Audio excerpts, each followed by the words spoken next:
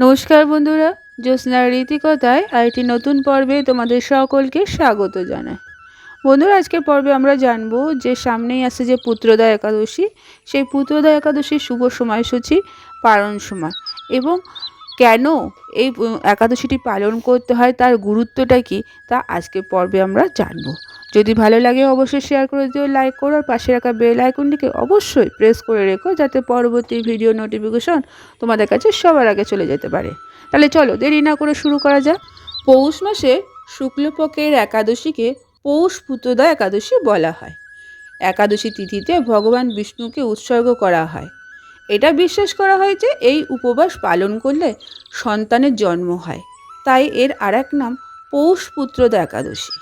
চলতি বছরে এই একাদশীটি পালিত হবে 20শে জানুয়ারি 2024 সন্ধ্যা 6:26 শুরু হবে এবং শেষ হবে 21শে জানুয়ারি 2024 সন্ধ্যে 7:26।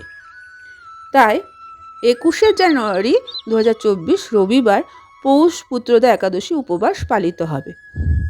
পৌষ পুত্রদা একাদশী উপবাস পালন করার সময় 22শে জানুয়ারি 2024 সকাল 7:14 থেকে 9:21 মধ্যে এই উপবাসটি পালন করতে হবে।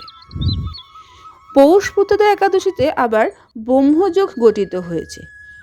এই একাদশীর দিন ব্রহ্মযোগ গঠিত হয়েছে সকাল 7:26 থেকে সন্ধ্যে 7:26 পর্যন্ত।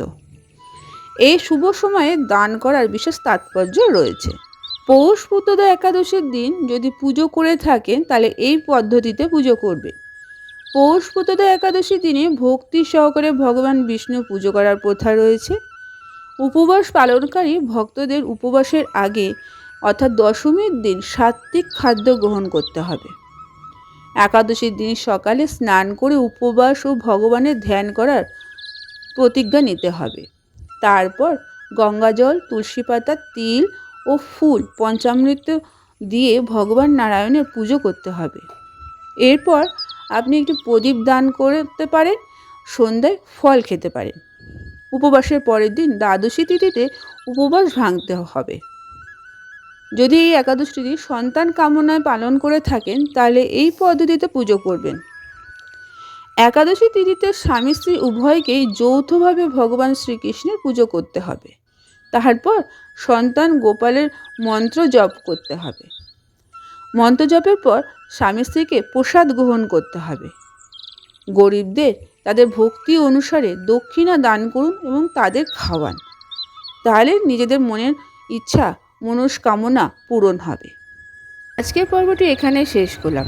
আরেকটি পর্ব নিয়ে তোমাদের কাছে পরবর্তী সময়ে আবার হাজির হয়ে যাব। ততক্ষণ তোমরা ভালো থাকো, অপরকে ভালো রাখতে সাহায্য করো।